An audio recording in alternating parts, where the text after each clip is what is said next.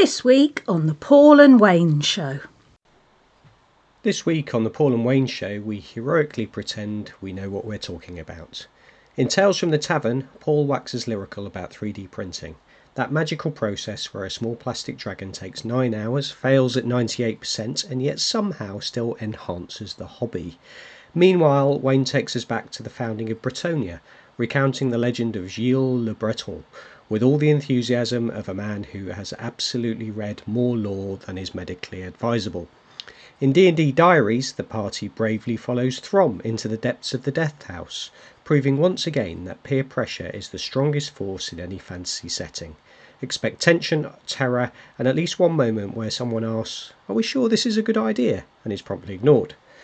And over at the hobby desk, we tackle the dreaded hobby slump, that mystical period where motivation vanishes, paint dries in the pot, and every miniature suddenly looks like it requires just a bit more prep. We share how we push through, soldier on, and occasionally just buy more models instead. All that, plus the usual rambling, questionable wisdom, and at least one tangent we absolutely didn't plan. Tales from the Tavern. So Wayne and I are here, and this time we've got a nice bottle of wine in the tavern. We've got You love setting the scene, don't you? nice jug of wine here that we're going to sup on as we have our chin wag this week. And what is it we're going to talk about? 3D printing. 3D printing, just like Yeah. an ancient tavern, we're going to talk about 3D printing. But what we're actually going to talk is not like the mechanics of it, but a little bit about how we've got into some 3D printing. Yeah. And how it's kind of changed the hobby and expanded the hobby for us. Yeah, I think initially it was kind of like, there was always sort of not doom mongering, because a lot of people were really positive about 3D printing, but also there was some sort of negativity about is this going to affect the hobby in a negative way and so forth. And I think everyone has there's still valid.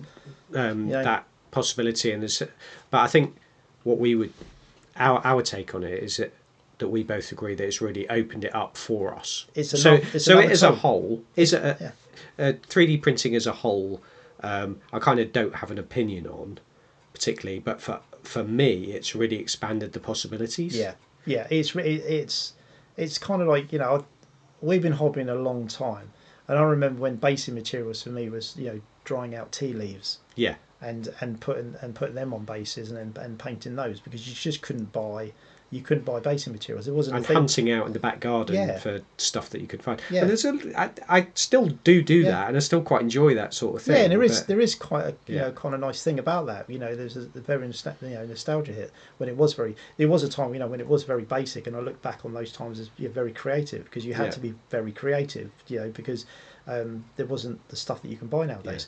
Yeah. So I was looking at, and the way I started, I was looking at printers for about a year. And I was watching a guy called Warhammer, really good YouTube channel, really informative about 3D printers and so forth. This is resin printing I was looking at. And I was looking at that, and I was kind of like, and I had a bit of paralysis with it, because I knew I wanted to get a printer, I knew I wanted to have a go at this, but I just didn't know what to buy.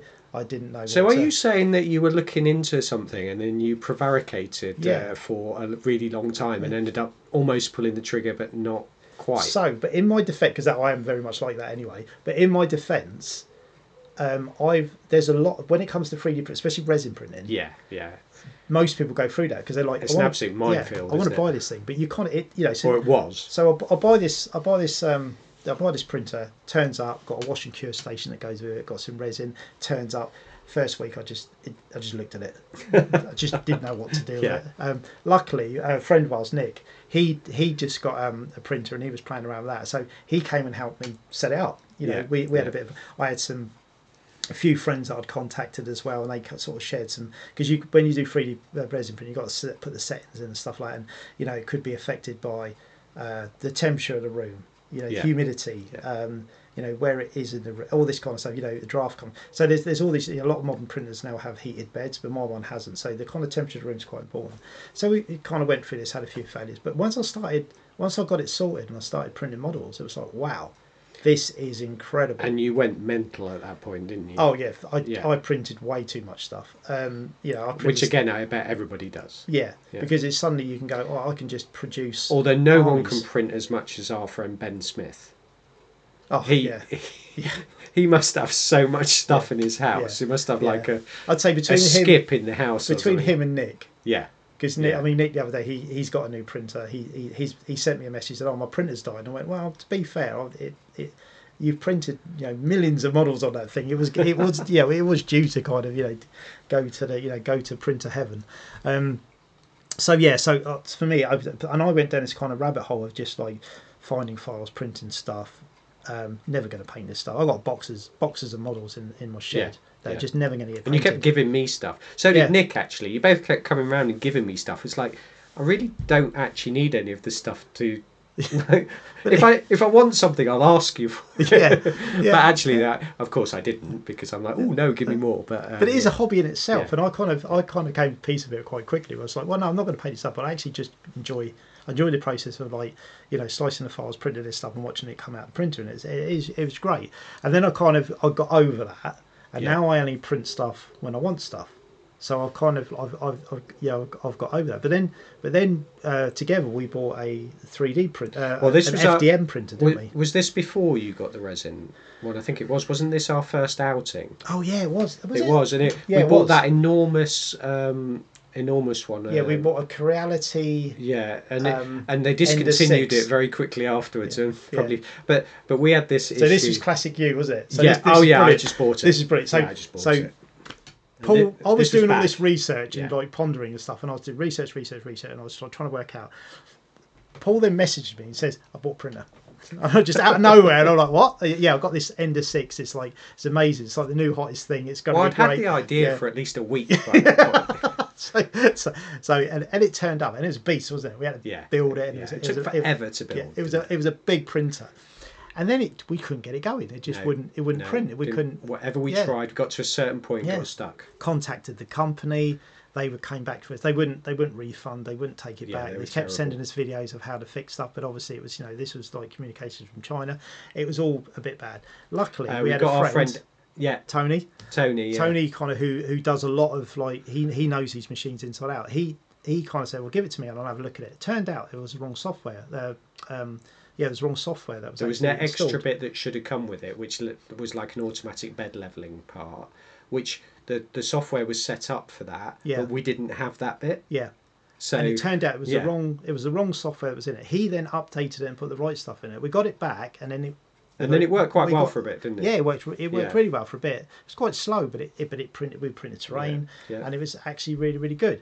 And then we did that for a while. We kind of sort of soldiered on with it, didn't we? And kind of and there was a lot of messing around. You had to level the bed every time. You had to get the heat bed. You had to type in all the stuff. It was quite labour intensive. And I bought a small Creality one. You did, yeah. Which worked okay for a bit, and then I started getting lots of misprints, and then I just could not get it working. It got like a click on it. That's what we got on the big one as well. And again, lots of people looked at it and stuff, but it's literally in bits in the loft. I think I probably almost sledgehammered it in the end. And I think that's the experience a lot of people had. Yeah. Particularly with those FDM printers early on, you almost need like an engineering degree to keep them going. Yeah, it was because that was the problem we had with the big one. It was the clicking. So basically, that's where the filament. There's like a gripper that pulls it through, and it was just slipping. It was because the nozzle was blocked. Yeah. And then I found that once we'd had the first proper nozzle block on that big printer, it just kept happening. It was never quite the same. Yeah. So then we roll on to it was Christmas time, and I told my wife that I really liked the idea of getting a Bamboo Labs A1. Yeah. Again, didn't buy it myself, procrastinated, kind of talked to her about it, and then she rang me though. Yeah. I said, get him this one. So wonderful wife. She literally ordered this thing, and that was my Christmas present. It is amazing. Yeah. It is printing on easy mode. It levels the bed for you. It does the heat. You literally slice a file. You press go, it sends it, it prints the thing.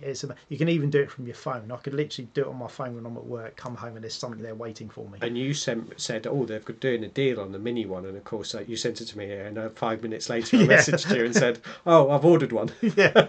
So at that point I had the A1, you had the A1 mini, but then recently, I've started to actually do. I've probably been doing it about a year now. I've been designing some terrain features myself, and I'm now at the point where I'm doing some modular terrain that I'm going to put together. We designed the trophies for our tournament. Designed the trophies for the tournament. They're all unique trophies. Well, it's a unique style for our latest tournament. I designed for our one-shot D&D. I designed an entire prison complex for that. Yeah. And I've really enjoyed that side of things, learning that. And I probably don't use the most efficient program for it because it works for me. I use like Nomad Sculpt, which is more of a 3D designing software. It's almost like clay. Yeah. Sort of working with clay, etc. But I find that works because it works quite well on an iPad, and I can work on it directly. But so that's opened a whole new thing. But you've also bought another printer since then, haven't you? Yeah, so I bought a bigger, the new big one. So it's the PS2. PS2. I think it's PS2. Yeah, it's Bamboo again because that now I know how Bamboo works, and their slicer is brilliant and all that sort of stuff. But we're not going to get too technical for people who don't know anything about printing. But it has changed the hobby for us. Yeah, it's an extra tool. It's an extra way of doing things. It opens up doors. It's amazing that if you want to kit bash stuff and you think, I would like some certain shields of a certain design, you can kind of find them stuff. I've designed some shields. I designed a longboat, didn't I? And I thought, I could do with some shields to go down the side of it. Yeah. So I just threw a shield together, and it made the boat look so much better. Yeah. Yeah. So I think it's it's almost like I don't know, when airbrushes came out, and people were kind of like, he's cheating at painting. It's like, it's not. It's just a tool. Nothing's cheating. Nothing's cheating. It's just a tool.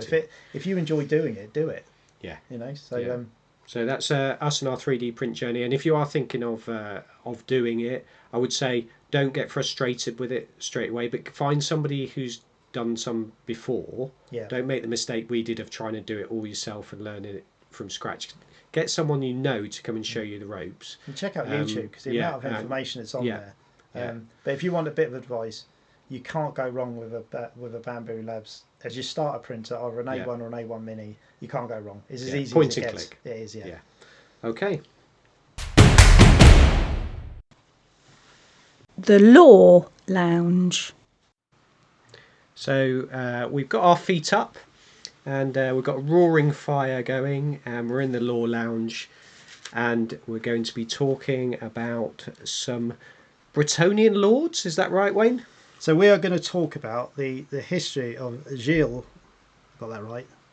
Just for sort of clarity, I always thought he was called Giles, and it was younger. Or for years, I thought it was called Giles le Breton. He's not. It's Giles. There's going to be some absolutely outstanding French pronunciations. It's going to be. Of this. I'm going to absolutely murder the pronunciation. It's going to be a London overspill accent French. Yeah, but you'll get the general idea. So we're going to do the part of the history of Giles of Bastogne, who's the Giles of Bastogne. Giles of Bastogne, who's Giles le Breton. So Giles is basically what Sigmar is to the Empire. He is to Bretonnia. Is probably the best way to put it. That's a big call. Yes, but he is. That is. He's their kind of living. Once was. He's the reason that Bretonnia is. The forms the way it does and becomes what it does, and without him, it kind of doesn't happen. So very much like Sigmar. So the most famous history of Giles is the 12 great battles. So Giles was born in Bastogne, and his sister married a fellow called Theorulf, who was the lord of Lyonesse. So they were great friends, Giles and Theorulf. And when the first battles happened, they were defending their own lands were defending Bastogne, and Theorulf came to his aid. So this was the Is first this battle. before Bretonnia was really sort of unified? Yeah. So Yeah. it was, Bretonnia, as it's kind of known in the lore as we know it now, hadn't really kind of like, so the 14 what would you call them? It's not a king. So overall, it's a kingdom, but the 14 duchies or dukedoms. Yeah. That wasn't. They were there. The lands were there. The names of the lands were there, and the lords were there for those lands. But it wasn't established like it is now. So it's more like city-states than a country. Yeah, I'd say they acted more independently. So one of Giles' many titles is also Giles the Uniter. So after these 12 battles, that's what he did. He united Bretonnia to then create a more kind of joined up.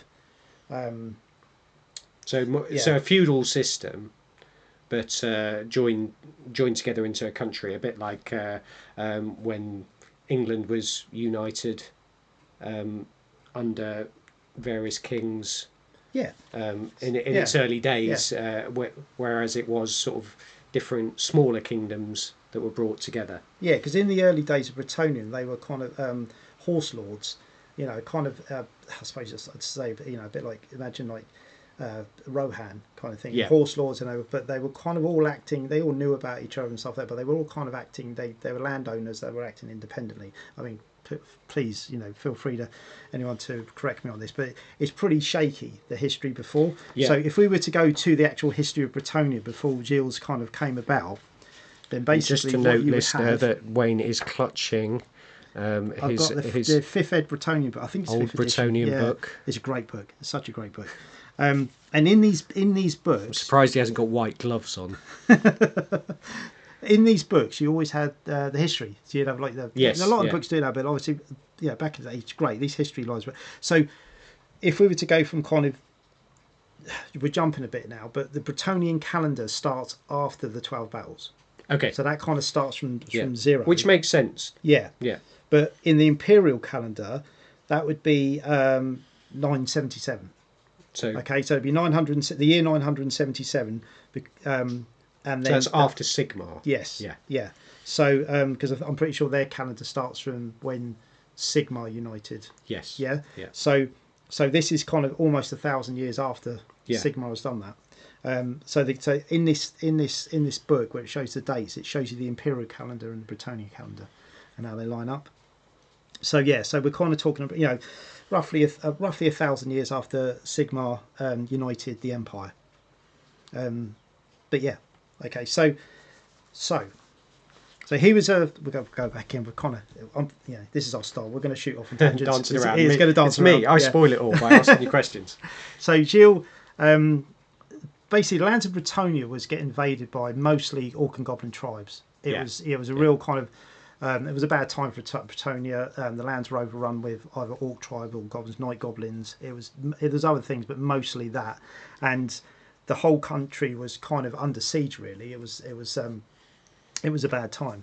So Giles and his friend Theorulf, their first battle was actually defending Bastogne, and this was against an orc army, and they the way the history's told is very very much as if it's just Giles, just Theorulf, just the kind of companions that he picks up along the way, the knights. The actual armies aren't mentioned, but it's told in a way where it's kind of these sort of majestic knights against hordes of thousands and slaying it all over. But whereas what would have happened was there would have been thousands of peasants there, peasant archers and men at arms and etc. Which would absolutely not get a mention in they Bretonnia, have no interest because they in are those. as far as the Bretonnian lords come, they are the lowest of low. Just to kind of put a bit of context on that. So in Bretonnian law, a peasant cannot touch a Bretonnian warhorse. Right. So okay. So unless they're kind of like a squire, or they've been given permission to sort of groom the horse, or so, they cannot. Punishment by death. I was going to say I can imagine the punishment wasn't particularly pleasant. Yeah. So it would have been punishment by death. So they're kind of even though you have the Bretonnians with this sort of this gallantry and this their knightly virtues and so forth. The chivalry only goes amongst each other. Yes, it's almost like we will save the population as long as we don't have to, talk to them and deal with the Don't population. have to deal with the it's masses. it's a very odd system where it's kind of these massive heroes, but they don't really like the people that are below their station. So yeah, I'm sure there's millions of parallels we could make with various other things at the moment, but we won't go there. Old Warhammer is it's there's a lot of plagiarism there, isn't there? So yes, the first battle. So they won their first battle and they beat the orcs at Bastogne, and from this point, Giles and Ferrolf were like, well, we got to carry on. We've got to go to the next land. We've got to keep this thing going. So what happened was during this battle, they also had a friend that joined them there's a really good tale behind it. So Landuin, hopefully I pronounced that right. So Landuin was the Lord of Mousillon. Landuin, yes. So and Mousillon was, as most people will know, was kind of like the cursed area of Bretonnia, overrun by undead. And it had had the curse of the false grail. It had the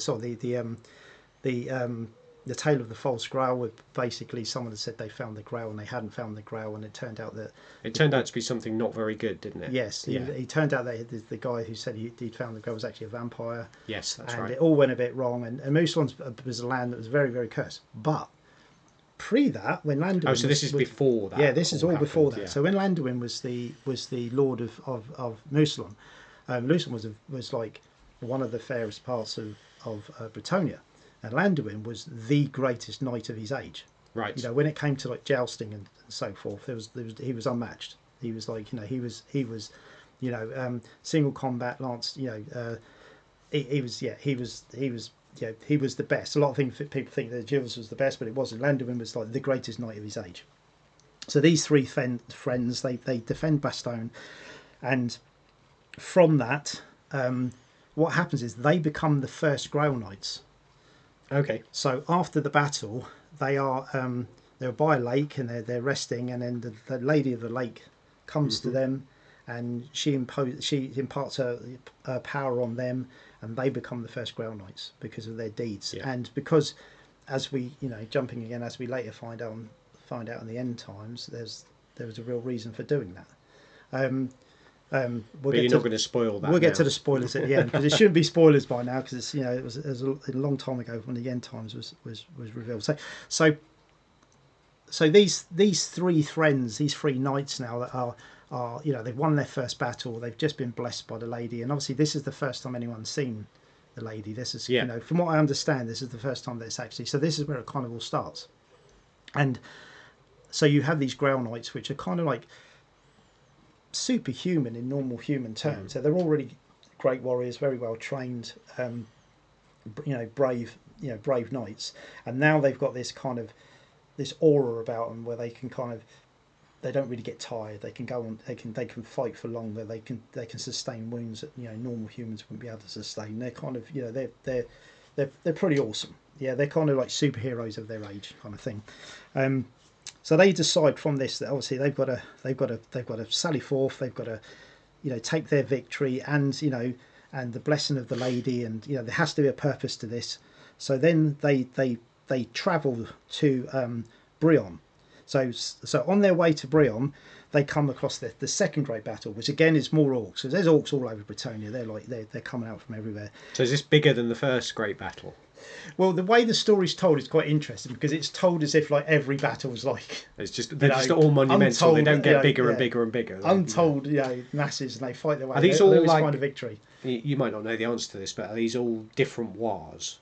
Or are they part of the same war? I get the impression reading it that it's all different wars. Okay. Yeah, it's all kind of like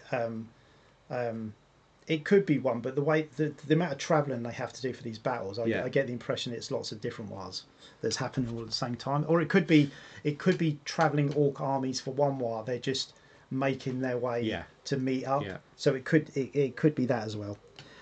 So again, on their way to Brion, they fight the second battle against orcs, and they are victorious, and they win this battle, and they move forward. So basically they're travelling to Brion on this, and they get to Castle Brion, and it's been laid siege to by orcs, and again, they charge take their in, armies. It kind of tells break the stories if it's siege. just them, but it isn't. It's obviously with their armies. Yeah. And they go forward and they break the siege of Breton. And during that winning of that third battle, they take on a new member of the team. Sorry, I've jumped a bit now. So right, I've got my notes here. So in the first battle, but let's go back to the first battle. In the first battle, when they were fighting at Bastogne, they take on two new members of the team. They take on Marcus of Bordelot, and they take on Fredemund of Aquitaine. Okay. They join the party. They're not Grail Knights, or it doesn't say that they've been anointed, but they join the party kind of thing. So they are kind of lords of those lands. Named and they join. lords. Named lords, yeah. So and those two lords are in the second battle on the way to Brion. So when they get to the third battle, so now you've got Giles, Theorolf, Landuin, Marcus, and Fredmund. So in the third battle, when they're fighting in Brion, they win the battle, they break the siege of Brion, and then the Lord of Brion, which is Baldwin, he Okay. So not all particularly French names. he joins. Okay. So he's kind of like, you know, and there's a running theme with this. Like as lands get freed, the lords join the companions of Giles, and they kind of build the armies. They won't. They're then honour bound to join, aren't they? Because like all these other people have joined. Yeah. All these other lords have joined. If they don't join, they're going to lose face, aren't they? And So- I kind of pick up from the history being read that they're very much like, we're in a time of woe now. Our lands are being overrun with all sorts of creatures and different armies, and actually, unless we join together, apologies for my phone, unless we join together, we are not going to win this war. Yeah. So they do. That's exactly what they do. They join up and they kind of and what it doesn't kind of state in it, because in the history it always kind of states that it's always a small amount of Bretonnian lords fighting huge masses of of warriors, because it's telling that it's told in a way as if a bard would tell a story to make it the people in the story look far greater and I than can they actually are. imagine that would be how it would be. Yeah. Sort of spread amongst the kingdom, wouldn't it? Through this is how you make legends, the songs and poems, etc. This is how you keep those legends alive, and you make them so important to the people and everything that goes with it. So that's how it's told. So Baldwin from Brion joins in the third battle, and then on their way to, I'm going to get this wrong, on their way to Quenelles, they are joined by Lambard from Cascaron. Okay. So he's another lord. He joins. Not Carcassonne. Carcassonne. Yeah. Carcassonne. Yeah, let's say that. Yeah, because that's actually a real place in France. Okay, so Carcassonne. So Lambard he joins, and he's the Lord of Carcassonne. So he joins, and then he joins when the party are on their way to Quenelles, and then we go into the fourth battle. So it's orcs again, and in Quenelle, the Lord of Quenelle is Raedmund or Radamund. Mm-hmm. So and this has got an interesting battle, because this is on so the Forest of Lorraine is bordered onto onto Quenelles, and during this battle, now I know who lives in the Forest of Lorraine. This is wood elves. This is wood elves, and yes. Tree sprites. Yes. Yeah. So all of the kind of what you know from the wood elf army, with the kind of the dryads and the treemen and the treekin and all the wood elves. So what happens in this battle is they defeat the orcs. Of course they do, because they're only to the fourth battle and they've got to go for 12 battles. They defeat the orcs, but they are aided by the fey host of the Forest of Lorraine, and they tip the balance in this battle. So at this point, Giles, that's when he kind of makes an ally out of the wood elves. It's always kind of, they respect him, he respects them. It's not like they're going out for dinner together, because the wood elves are very distrustful kind of, of very distrustful of each other. But they have this kind of mutual respect, and there's an honour. They've protected each other's lands, so that's a good thing, which has never happened before. As far as we know, that's never happened before. So a good day by all, and then they move on to Paravon. So in the 5th edition book, you've got this map, and it shows the battle sites. It's kind of so. They are literally, as they are building their armies and bringing on lords and all this kind of stuff, they're kind of sweeping around the country, and they're working their way from kind of dukedom to dukedom, Yeah. to try and clear the infestation of these orc invaders. So they moved to the fifth battle. And the fifth battle, this is described as it's goblins, and it's the battle's in a place called Paravon, and this is where they pick up the Duke of Paravon, or the Lord of Paravon, which is Alligar. And again, they fight the goblins. They defeat the goblins. Yep. So now you've got Giles, Ferulf, Landuin, Marcus, Fredmund, Baldwin, Lambard, Radamund, and Alligar. Okay. So you can see the merry band is growing. The merry band is growing, and Yeah. obviously, it doesn't say this in the story, but again, they would bring their forces with them, so Yes, their of army's course, growing yeah, as they're marching through.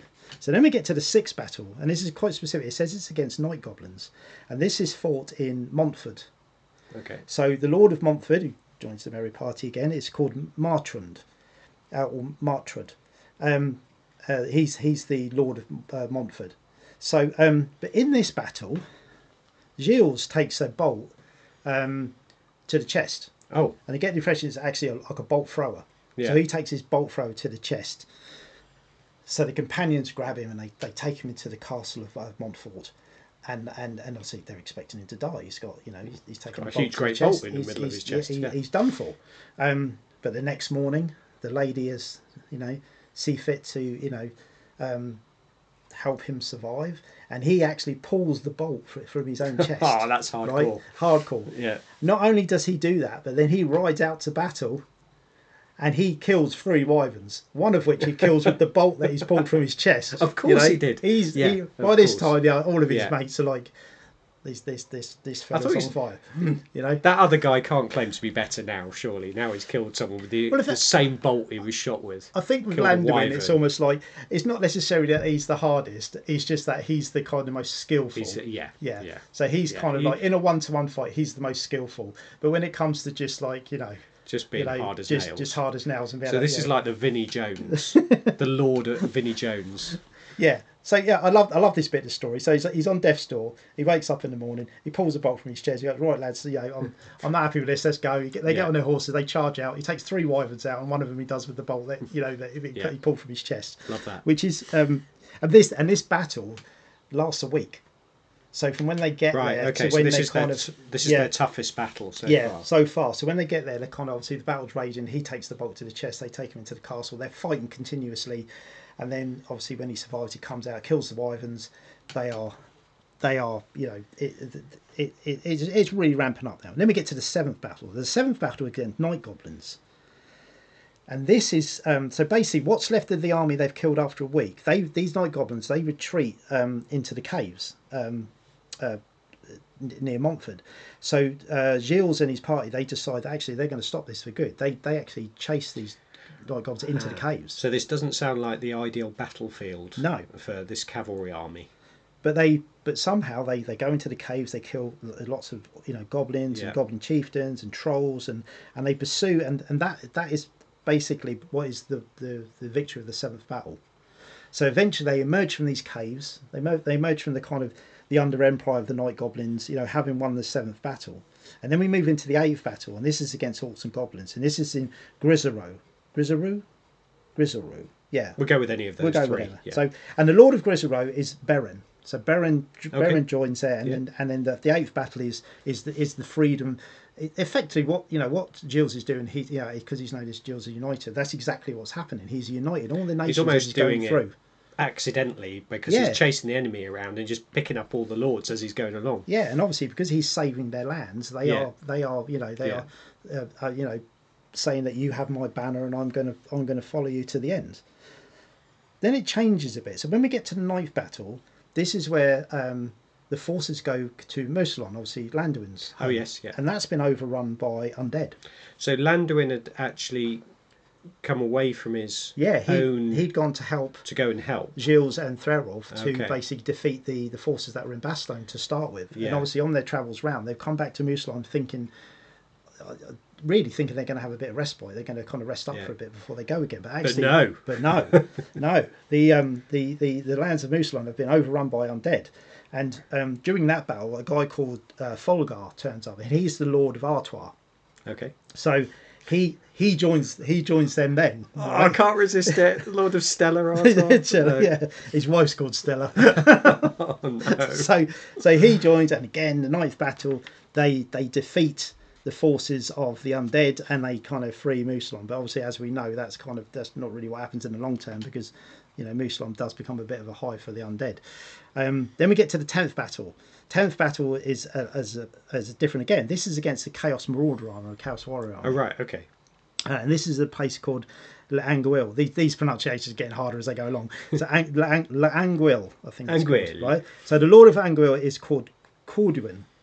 And basically this battle rages on for a long, long time. Yeah. And then what happens in the end, because it's kind of like it's going backwards and forwards all the time, you've got Marcus of Bordeloo challenges the Lord of the Chaos Marauders, who's called Svengar of the Scalings.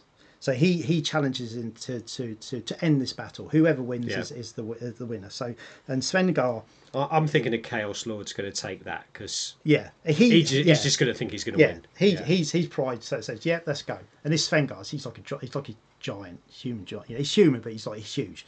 And there's a piece of artwork actually in the book which shows the battle. Yeah, you showed me that. It's a great piece of art. And so they battle for what looks like a couple of days, and then Marcus there's an opening and he cuts Svengar down. Yeah. And true to their word, the Chaos Marauder army, they get in their ships and they go back. They leave. And so almost honourable. Very honourable. So and therefore the 10th battle is won. Then we move on to the 11th battle. They must be tired by now. I would imagine they're pretty. Well, I don't know. Old Giles has pulled a bolt from his chest and killed 3 wyverns, so he's not getting tired, is he? I imagine the rest of them are. The poor peasants must be knackered. Oh yeah, and they've been walking. Yeah. So the 11th battle is against orcs and goblins again. So we've gone around again, and this is between the borders of L'Anguille and Couronne. Yeah. So there's a lot of moving forces, if you like. And this battle is fought on the banks of the river Sanez, and again they crush the forces of the orcs and goblins, and a lot of them scatter. So now we move into the 12th battle. So when the 12th battle happens, we've got obviously the complete joined up forces of Bretonnia in Couronne. Yeah? Right. So this is all of the duchies or dukedoms have been brought together into one huge army. Yeah. So then what you've got is in Couronne, you've got on the borders of it, you've got the Forest of Arden. So what emerges from the Forest of Arden is thousands of beastmen. Okay. So they turn up to the party, right? It's like a cornucopia of the evil side of Warhammer. So they've got these thousands of beastmen. They erupt from the Forest of Arden. You've then got a greenskin army that emerges from which could be leftovers from the old armies or whatever. But they appear from the Pale Sisters, which is a range of mountains south of Couronne. Yeah. So they turn up, and then what happens is you have the city of Couronne itself. From the depths and the sewers now bursts out an army of Skaven. Oh, I was thinking we couldn't possibly have a lore section without you mentioning Skaven. Well, this is kind of like this is just a bonus for me. So they burst out of actually the city of Couronne, which is to the back of the Bretonnian forces. Right. So now they've got they're surrounded. Yeah. Right. So they've got Skaven army behind them. They've got the Beastman army, which was they were facing, and then they've got what would it be a Orc and Goblin army that's coming in from the left hand side. So it's not looking good. So it's a huge battle, untold numbers. But in this battle, all 14 lands of Bretonnia are joined for this last battle. Yeah. And it's a pretty epic. Make a great film. This. I was going to say this cavalry charge must be amazing. Amazing. So and this battle rages and rages and rages, but they defeat the forces. They scatter the forces, and basically from this last battle, they free the lands of Bretonnia from the blight of all these marching armies and wars and so forth. And then it kind of looks like the beastmen have come out because obviously the lands are weak. The Skaven have seen the opportunity like they do, and kind of like there's a free hit here, and it hasn't kind of worked out for them. Never does. And then from that, Giles then basically decides that actually we need to, the land of Bretonnia needs to be formed. Did you call him Giles? I did call him Giles. Yeah, the old mucker Giles. They form the 14 states properly. Yeah. And then And so then the land of Bretonnia emerges from this. What a fantastic story. So, apologies to the listeners. I probably absolutely murdered that, but this kind of takes place in around about from when Giles kind of comes onto the scene. This all happens over a kind of 3-year period. Okay. Before we get to the kind of start of the calendar. 12 battles in 3 years is hard going. Yeah, but then in the year 17, so 17 years from that point, that's when Giles gets struck down. He gets struck down by a what is believed a missile weapon, a poison missile weapon. Which is I was going to say it's having taken the bolt. Now I'm thinking this has to be Skaven, right? And the reason of course it has to be. The reason I believe this has to be Skaven because they made the weapon that killed Nagash. Yes, right? Yeah, that's true. Right, so they've got previous on this kind of thing. Yeah, taking out the big guys. Whereas and they know how to do it. It sounds like an Eshin thing to me. It does sound like an Eshin thing. So, but interestingly enough, as the companions died, the last of the original companions to die, if I can find on this history here, the last of the companions to die is actually Thorolf. And he is about 200 years old when he dies. Right. So that blessing from the lady did him good work. Yeah. He is. Who became the king after Giles? So when Giles died, his son. Right. Okay. So his son. Well, that makes sense. So his son was but his son he's called Louis. He gets named Louis the Rash because what he decides to do then is rather than kind of become king and rule the lands and keep everything in order, he decides to go on a grail quest because he wants to be. At which point, we're going to find out about his grail quest, maybe in a later episode, because I think it's time to leave the lands of Bretonnia before we get embroiled in any further. We could actually do a 3-hour show on this. Yeah, I think we could. So maybe we will revisit at some point, and I definitely know we'll be revisiting the Skaven. Yeah. So, thank you very much.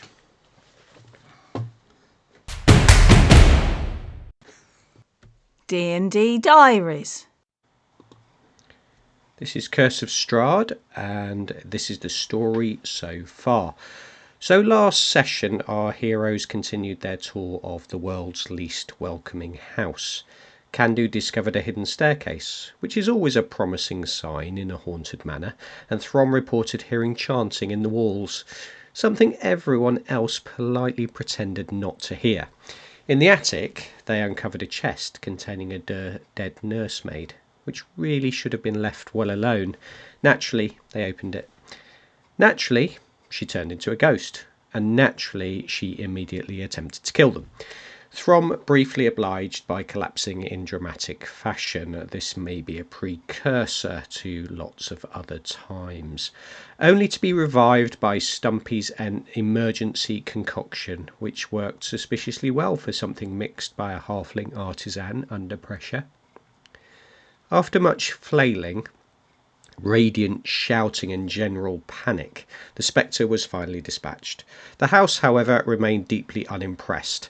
Behind another secret panel, the party found a staircase descending into what can only be described as ominous basement energy. The chanting returned, louder this time, because of course it did. And so, with impeccable judgment, the group headed downwards, into the dark, as one does in Barovia. Session 3. Beneath the House of Sorrows. The air grew colder as the party descended into the dungeon beneath the haunted manor. Mould crept along the stone walls, and the scent of decay clung to every breath. A large chamber greeted them, its walls pocked with smaller alcoves, each whispering the secrets of forgotten rituals. Throm Ironaxe, ever the stalwart, led the way, until the floor betrayed him.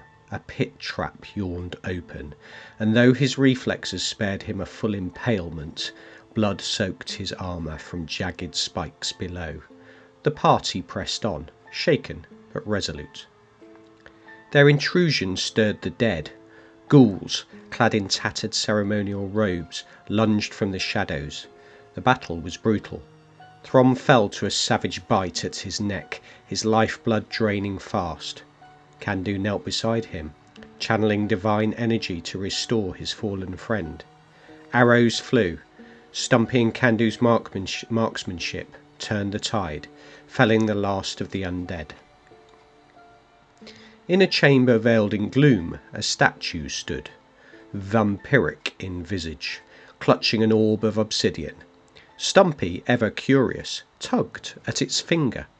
The air split with a hiss, shadows poured forth, ethereal and cruel, draining strength and soul. Rana and Throm collapsed under the weight of their assault, their vitality sapped to the brink of death. Candu and Stumpy fought with desperation, dragging their companions back from the edge with healing and grit. The shadows were banished, but the cost was steep. Battered, bruised and barely breathing, the party found refuge in a narrow alcove. There, amidst the cold stone and lingering dead, they huddled together, sharing warmth, whispered reassurances, and the fragile hope of survival.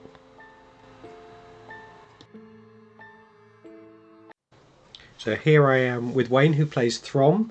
I'm just gonna stop you from what I think you're gonna say, and try and refocus on the fact that Throm actually went down twice in this one.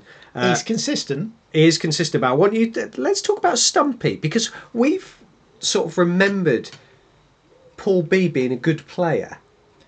No, he does. But what's he done in this one? He does random stuff sometimes. Yeah. I don't know if he pulled the finger. Yeah. Off the statue of Strahd. It would have been funny if you pulled the finger and the statue had fired. That would have been hilarious. Yeah. But that never happened. But Throm just in the early days of this campaign, he just steps forward with all the right intentions, gets battered, goes down quick, gets revived, goes in again, gets battered, That's goes exactly down. What happened. You know? It's a good job there's a fair bit of healing in this group. Isn't Oh yeah, if it wasn't the healing that we had, I'd be dead 10 times over. And I think actually the sort of heroes of this bit are Candu, who just stood back and shot and that sort of thing, and also then Rana just healing everybody all the time. But then I think it's an important role that Throm's kind of, because he is so aggressive, he's actually giving the rest of the party space. So by having that one character that kind of moves forward and takes up space to kind of be aggressive, it kind of allows everyone else to do Not for long. No, just a little bit of space for like a turn. But sometimes we found that just that one turn, if it's a good turn, is enough. Yeah. And then we found times when that one turn is a bad turn, and then we're really up against it, especially if Throp goes down as he usually does. So I must admit, these early days when we were playing this campaign, Throm was.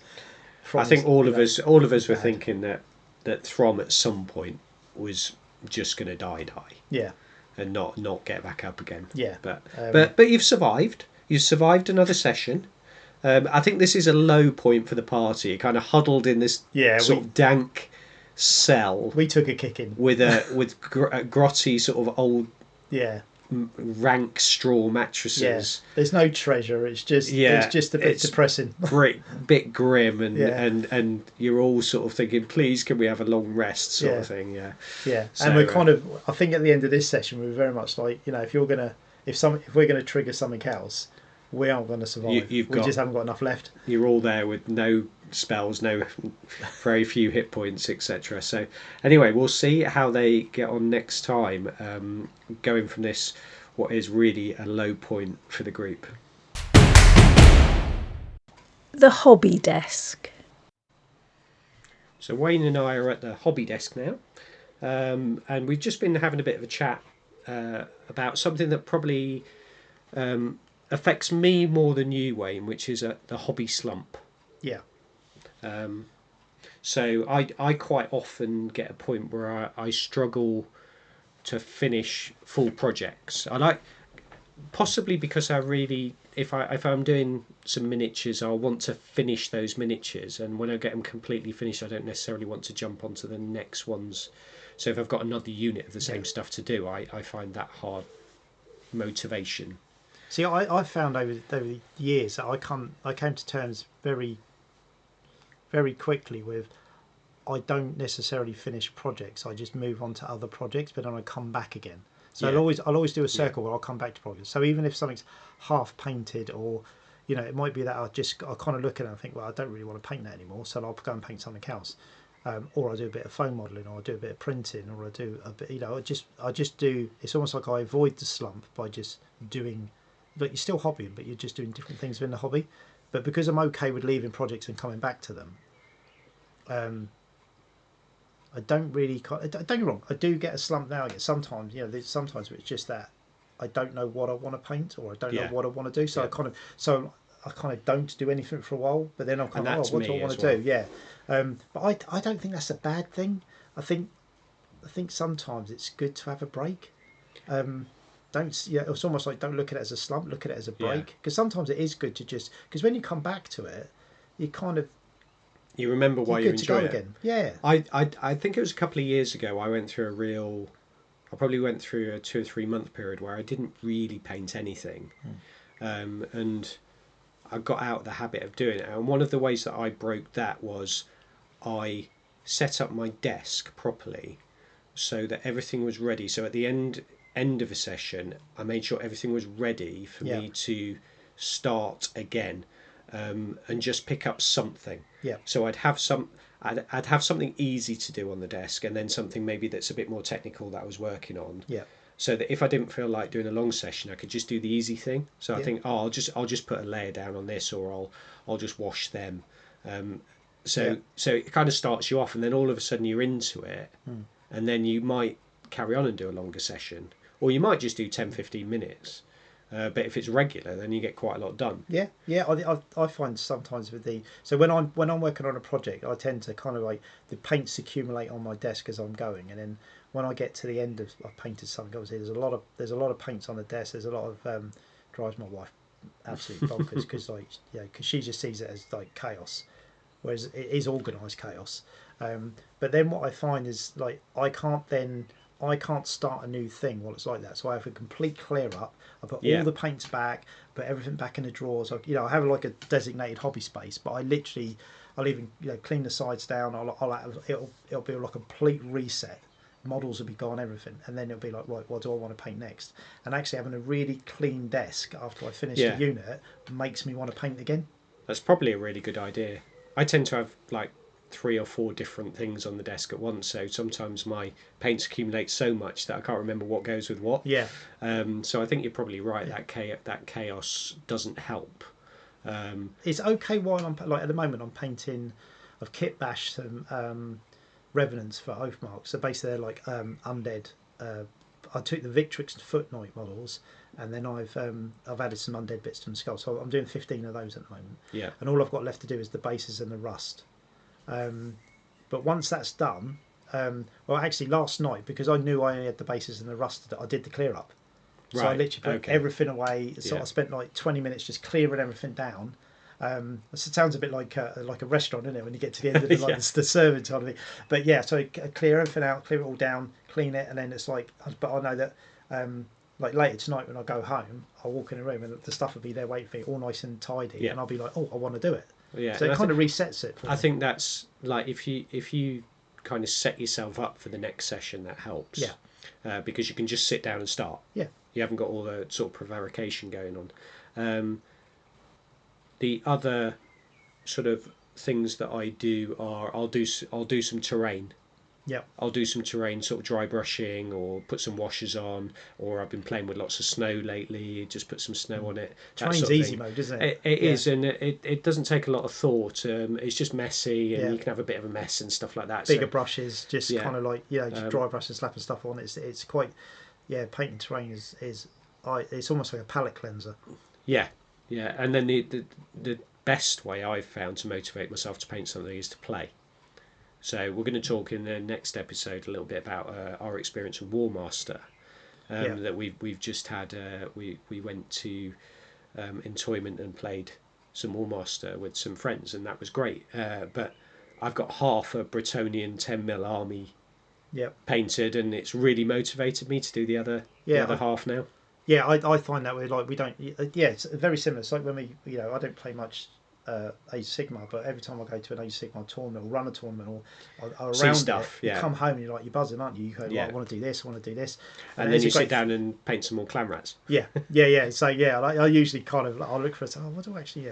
I always think it's a good idea to leave it 24 hours and then see what you actually want to paint. No, you've got to... Don't leave stuff, Wayne. Don't think about it too much. So, and I used to sort of this is a little bit different, but actually it actually helped my hobby massively. Is I used to, when I buy stuff, I would always open the boxes, look through it, that kind of thing. And I'd break the seals, right? I don't do that anymore. So what I do is I have it's sitting there waiting I for have you. 2 shelves where I have open boxes of stuff I've worked on and like for kit bash and that, and then I have another shelf which is just boxes of unopened. God, I haven't. We are so different. Yeah, I haven't opened them, and it literally is because I know that they're I have projects. to look at it. I couldn't do that. I have to look at it. They're projects that are kind of they're tomorrow projects. That's just all wrong. No, I'm not. I'm quite proud of myself for doing that because I never used to do that. I used to open everything. No, that's just weird. And I used to have bits of kits and kit bashes and all that kind of stuff. Don't listen to him. If you're listening to this, don't listen to Wayne. Open your stuff and have a look at it and get excited. If you buy a box of stuff like if you, I don't know, say like North Star minis, he's backtracking where the boxes aren't sealed, so you can open and look at the sprues. But what I mean is, you leave the plastic on stuff. Yeah, I've got a Skaven. It's getting worse. Battle Force set, and I've got some weapons teams, and I've got anything that's got cellophane on it, and it's still got the cellophane on it. Right. I think on this note, we're going to have to go because I think I'm upset for him. I'm feeling a bit poorly. He's got a much lower opinion of me now. It's just so alien to me that you could get something and not open it. A lot of the stuff with cellophane has really pretty pictures on it, so you can see. You can see what the picture model's going to look like. No. Oh, dear. Right. Okay. Thanks for listening to that bit. No. Right. We're stopping there. Well, that is a wrap for episode 3. Rattling through them. Yeah, we are, and we're keeping to our 2-weekly release schedule as long as I actually get this edited and released. But I don't see any problem with that. So it's been fun. Paul?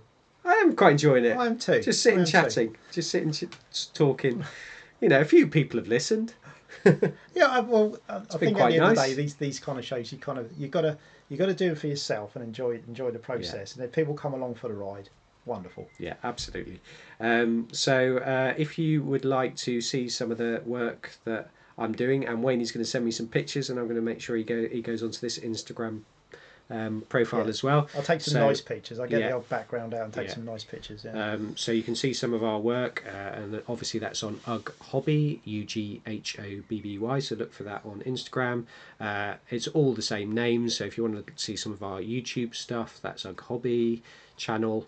And then there was something else that's Ugh Hobby as well, which I can't remember. Facebook. So, yeah, we have got a Facebook as well. I don't tend to put that much on that particular one. Oh, our website. Oh, yeah, of course. That's quite important. Yeah. Actually, we do commissions as well. So if anybody's looking for a commission, then they can go to our website, which is ughhobby.com. And then finally, we've got a tournament coming up for Age of Sigmar in September. You can look on the website for that one, called Lazy Hammer. And this is going to be quite a different concept. Just a different concept, so you can have a look at that. We won't talk too much about it now, but we're looking for people to come to that. It seems quite popular, the concept, so it'll be interesting to see how many people come along. Yeah. Thanks for listening, everyone.